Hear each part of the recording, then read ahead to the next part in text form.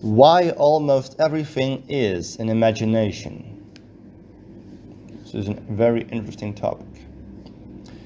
Do you realize that a lot of stuff in this world is actually a fantasy? Let me begin with something simple. Okay? Countries do not exist. Of course they don't exist.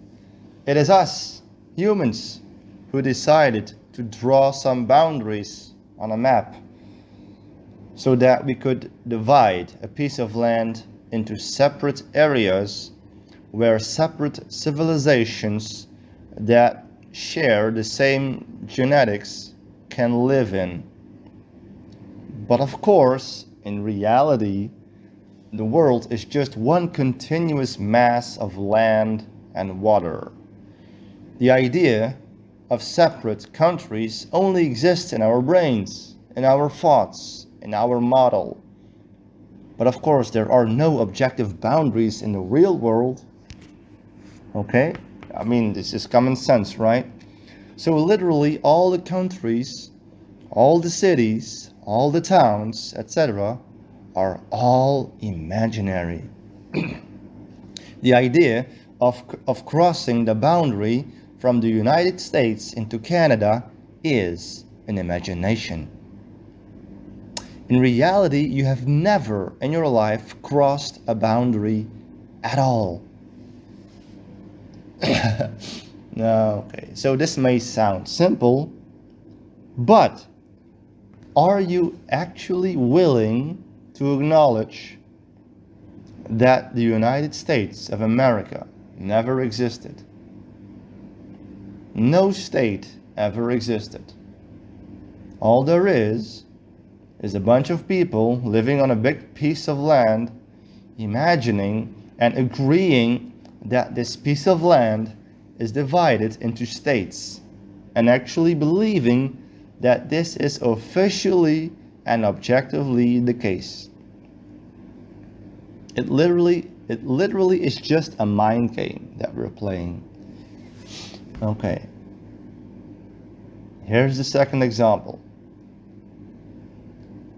Do you really think that there is a difference between being inside your house or outside your house? Like, where do you draw the boundary? When are you objectively, officially inside your house? And when are you objectively outside your house? I don't think there is an objective answer for that.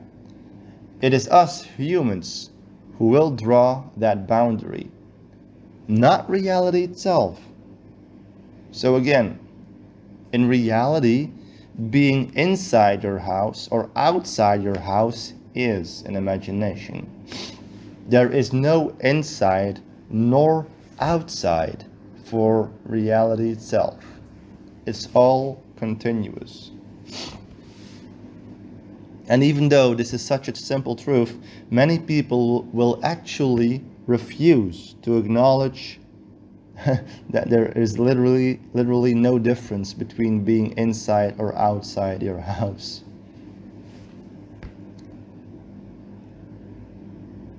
Next example. Nothing is official. The word official basically means a general agreement between people. In most cases, something becomes official when you sign a contract or when you speak some holy words. But of course, just because you draw your signature on a piece of paper, that doesn't make something objectively official. Like, when are you officially married? When the system says so? Does the system have a universal authority? Is the system God or something that can decide what is and is not objective or official? No, the system or the government is a human system that is based on agreements. It is not based on what reality objectively is. You are not officially married because reality itself says so. You are married because either you and your spouse says so, or your civil status, which is registered into the system, says so. But eventually, it's all an idea inside the human mind. It's an agreement between humans and not something that reality itself is deciding. So in reality, being married is an imagination. Okay, what about sports? Basketball, for example. It's just a game. Every time you throw that ball into that hoop, you are of course not scoring points in reality. Those are just the rules that we made up. Every time a basketball game ends, nobody won in reality. It's all just a belief in our minds. We created the rule that you earn some points every time you throw that ball into the hoop, not reality itself. So in the real world, nobody has ever scored any points, and no basketball team has ever won or lost a game.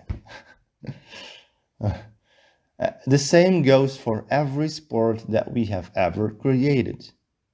In reality, nobody has ever won anything. There never was a winner nor a loser.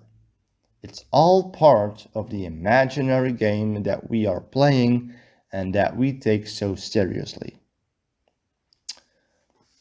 Next example. What about graduating? When do you officially, objectively graduate? Do you graduate when your university says so? Notice again that earning a diploma is just based on the collective agreement of a bunch of people who believe you earned that diploma because your mental performances satisfies the demands of the university, the demands which themselves are based on the collective agreement of another bunch of people. So again, it's all inside the human mind. For reality itself, you are not graduated. In fact, you never even went to university. You never even went to school. Going to school is a human construct, a human invention, a human fantasy. Right? Sitting in a classroom with a teacher in front talking about history or whatever does not objectively mean that you are going to school and that you are following a course in history. In reality, you are just inside a building with a bunch of other people, and there is this one person talking about stuff while everybody is listening and everybody shares the same belief that they are officially inside a school building, officially listening to an official teacher, officially following a course of history. But again, in the real world, nothing is official. It's all just collective agreement. So it's all a collective imagination. And besides, a school building is just a building. We have decided that the purpose of the building is for schooling. But the building could be used for lots of other purposes. So it's relative. The purpose is relative, which means that it's not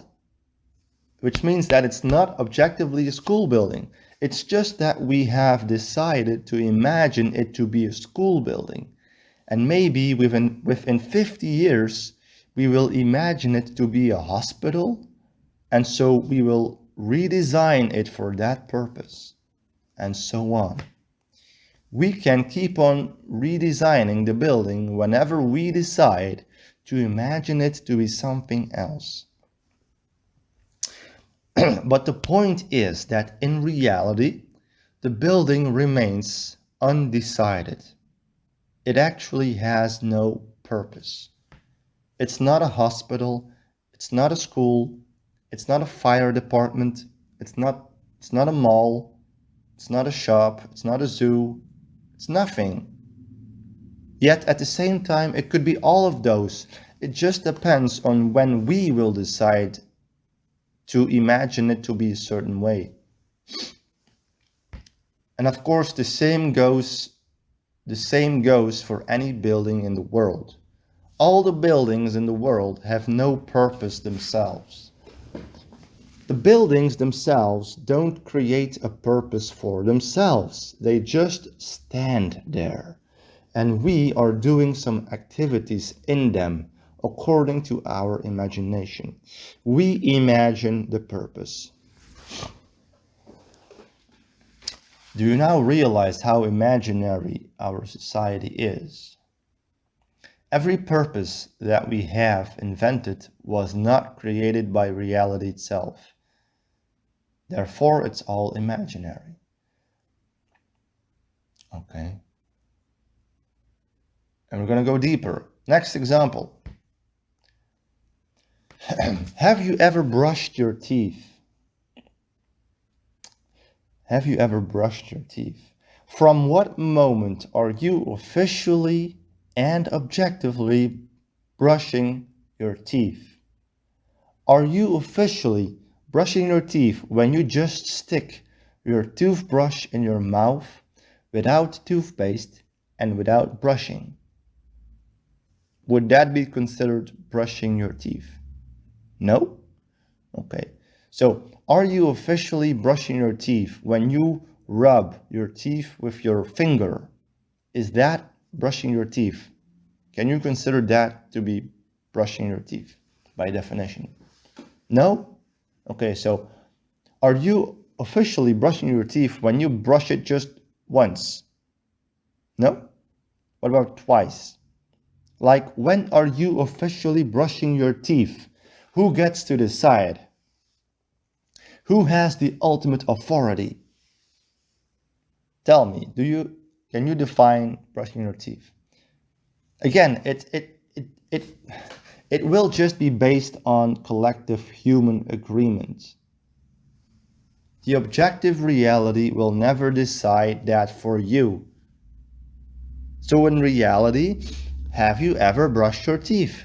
The answer is no. There is no such thing as officially brushing your teeth. There is no on or off button within the fabric of reality that will be turned on the moment you stick your toothbrush in your mouth. Okay? There is no sign in reality that will indicate that you are objectively brushing your teeth. That sign will only come from us humans within our minds, within our fantasy. So that's the question. When does something become official or objective? That is something that always humans decide. We have to draw a boundary. Where do you draw the boundary between teenager and adult? Well, we have decided that from the moment that you turn 18 years old, you are officially an adult, at least here in Belgium. But that's once again based on collective agreement. Reality itself never told us when exactly you turn into an adult. The boundary is very vague, and there is no precise moment in which you cross the boundary from teenager into adulthood. You have to understand that reality itself doesn't use categories the way we do, in which we make distinctions between events and objects. We always make categories, and therefore we have to draw boundaries to separate these categories. Reality doesn't use the category of baby, of toddler, child, teenager, adult, and elderly. It is all just one continuous process, and it doesn't cross any boundaries. It doesn't shift from one category into the other. Okay? So believe it or not, as we go through our days, for example, waking up, having breakfast, going to work, going to the mall, coming back home, watching television, showering, going to sleep, yada yada yada. Every single phase of your day is a different category, and we draw boundaries between them. Okay? For us, there is a boundary between waking up and having breakfast. But for reality, it's all just one continuous process without crossing any boundaries. So there is no such thing as entering the category of waking up and then entering the category of having breakfast and then entering the category of driving your car. These are all categories in which we humans have drawn boundaries to organize and structure our conceptual reality. But in the real world, these categories don't exist. They are imaginary.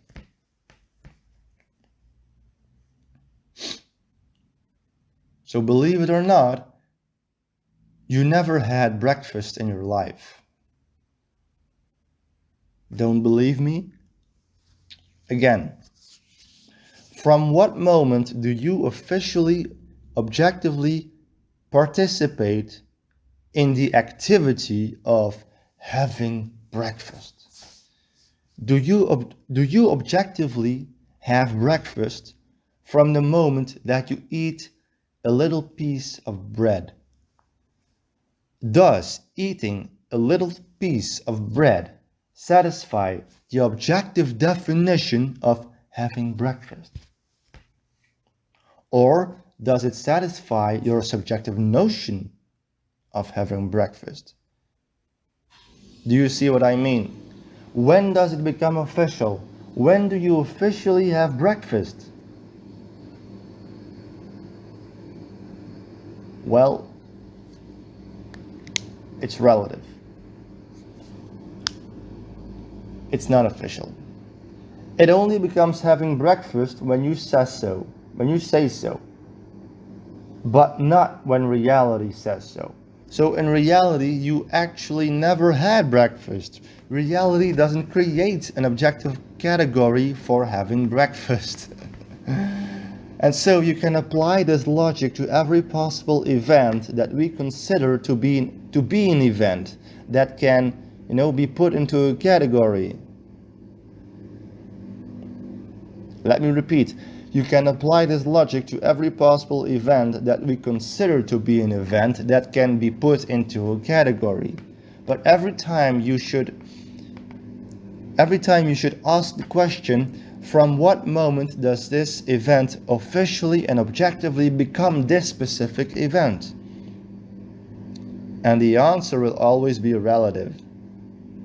There is no absolute or objective answer. Reality won't tell you. So instead, we subjective humans will state that an event becomes official. And so it will become a subjective fantasy. We imagine it to be official, and we will believe that it is real. It's all about placing a boundary such that we are able to distinguish two different things or events and place them each into a different category.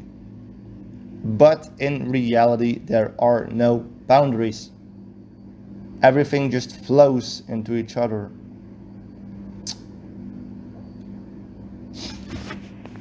All right. What about this? Let's go deeper.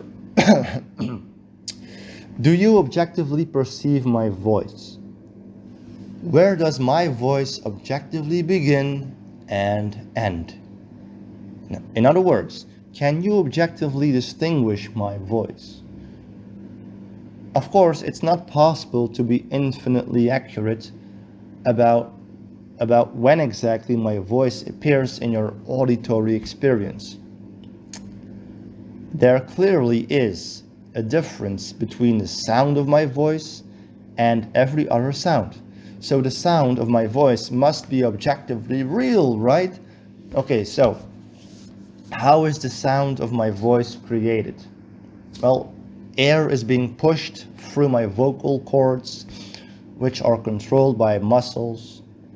The air is responsible for the sound waves. Sound waves themselves are made of compressed air, so it's just a matter of air being compressed in my vocal cords. Now notice that the air already existed before it got compressed by my vocal cords. The air was already present, but in another form. So the question is, does the air, before it got compressed by my vocal cord, belong to the category of my voice? Or is it separate from my voice? After all, it is exactly the same air, but in two different forms. Okay, this might have been confusing. Here is a more simple example. If you pour water into two different bowls, If you pour water into two different bowls, each with a different shape, does that mean that there are two kinds of water now? No, it's exactly the same water, but in two different forms. So it's impossible to create two different categories for the water itself. It doesn't matter in what shape you pour the water in, the water itself is always just itself. Right? And so if you have a triangular shaped bowl and a square shaped bowl, the water itself cannot be categorized as a triangle or a square.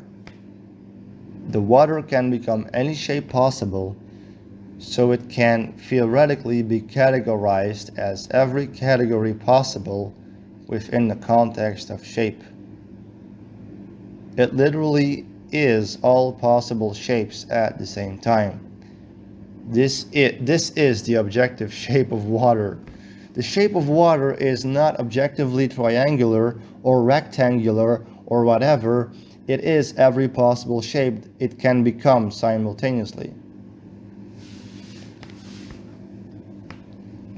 Now think about all the trillions of atoms that make up your body. All these atoms are shaped as your body. But all these atoms originally came from somewhere else. Every single atom in your body all traveled a unique pathway, and every single one of them once belonged to another shape, to another object, to another form. Okay? Every second, millions of atoms are leaving your body, becoming something else. And millions of atoms are entering your body, becoming a part of your body. So there is this constant flow of a part of your body becoming another body, and a part of another body becoming your body. So where exactly does your body begin and end? It's hard to tell. since parts of your body are literally smeared out all over the world. Okay, think about it. When you touch an object, thousands of skin cells will now stick to that object. So essentially, a part of your body is now attached to another object. And those skin cells will break down and actually fuse into that object and into the environment. This is called recycling. But it's interesting to think about the fact that a part of your body has become a part of something else. So where does your body begin? Your body is a little bit everywhere, but mainly your body is still centered around you. But the point is that the whole of your body is not perfectly separated from everything else. It is literally, physically connected to a certain degree with the world. Okay, so it's just like the water example. You are essentially a fluid of atoms. You are atom juice. And you're being filled up with new atom juice all the time, while old atom juice is leaking from your body. And so this atom juice is becoming the shape of your body. But the flow of atoms themselves cannot be objectively categorized as your body. They can become any shape possible. So, the source of reality is just flowing through everything in reality, becoming everything that exists essentially.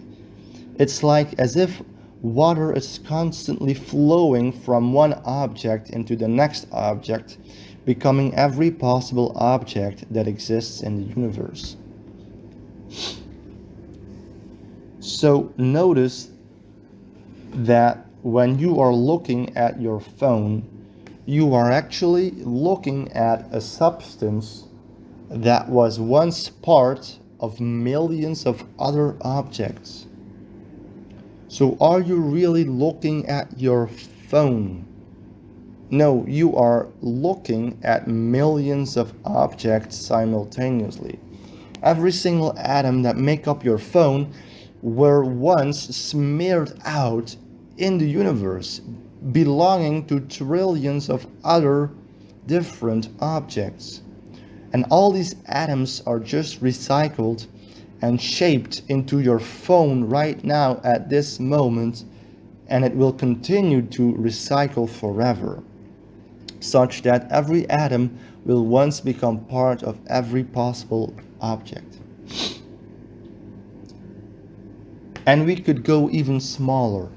A proton can become part of millions of atoms. And even smaller than protons, a quark can become part of millions of protons. And theoretically, the ultimate foundational building block of reality will eventually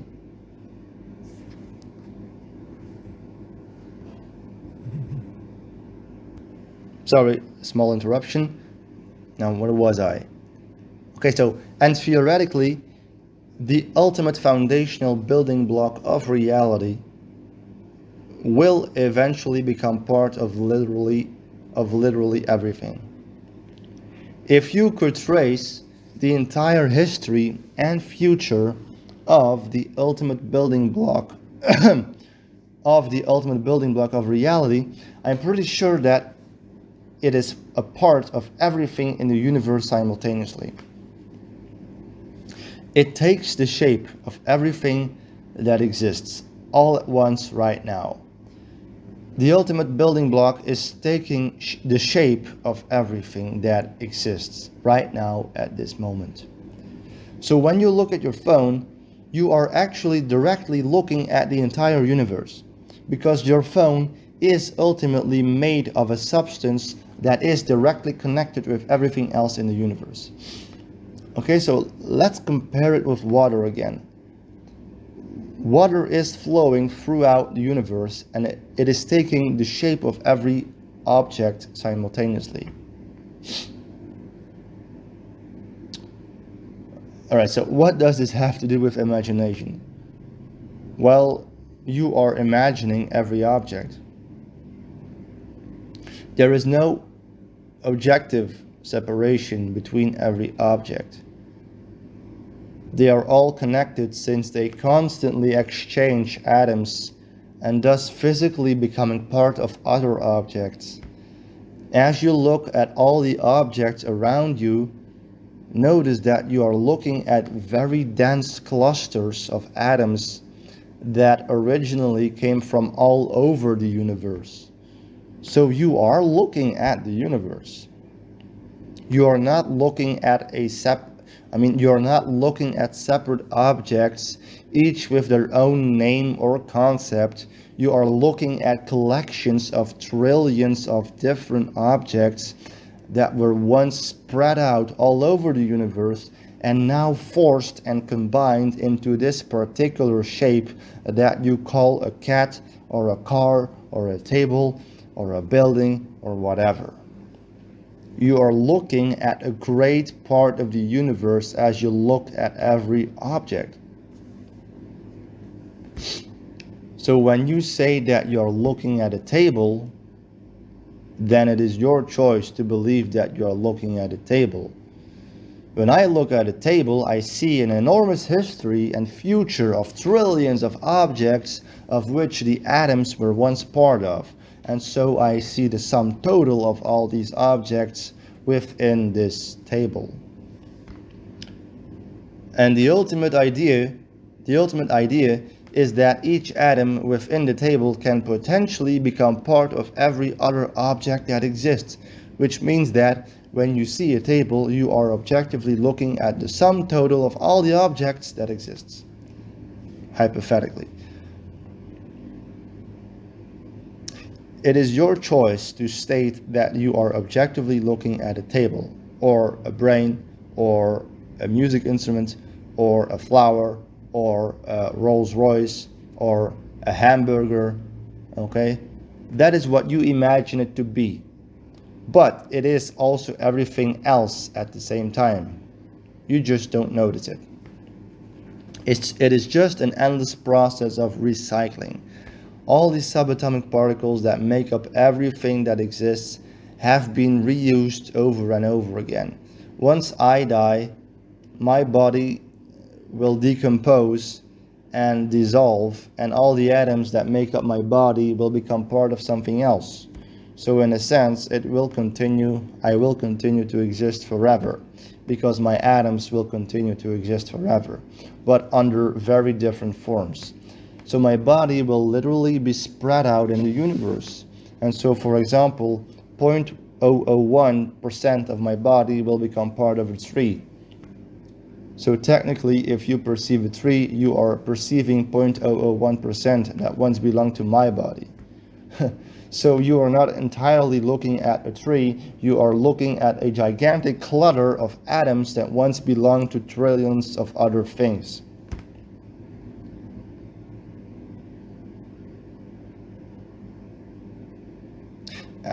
And so you are looking at the sum total of all those trillions of things, but very, very small percentages of them, all of which are now shaped into this thing that we conceptualize as a tree.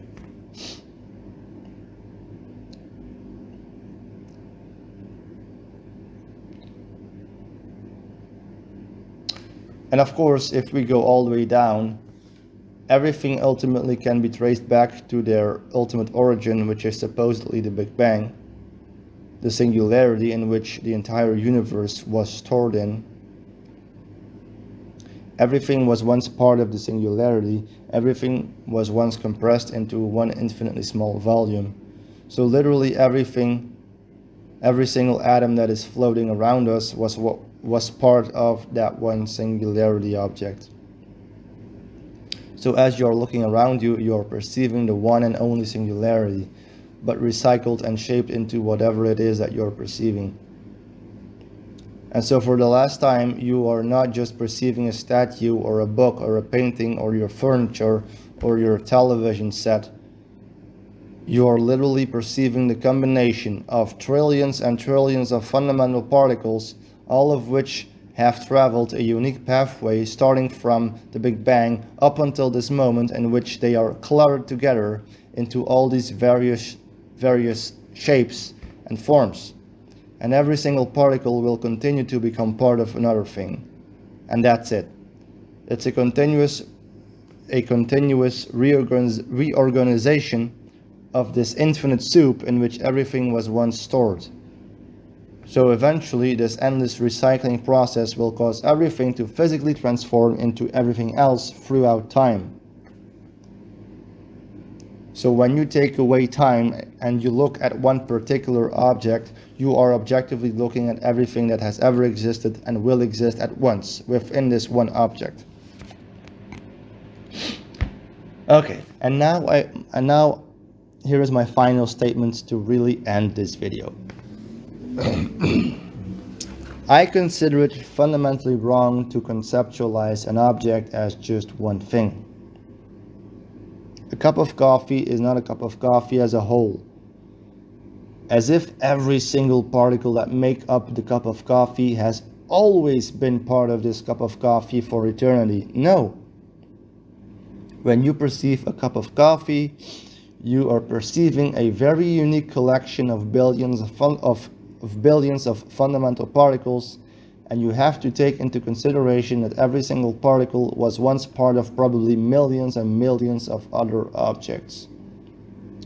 And so if you want to conceptualize this cup of coffee perfectly, you have to consider all those objects of which these particles were once part of. You have to take the sum total. Okay, and that's enough for now. 37 minutes, wow, it's a lot of talking. Enough information to digest and to think about. Alright, I'm gonna end this video right here. Thanks for listening if you have made it till here. Bye.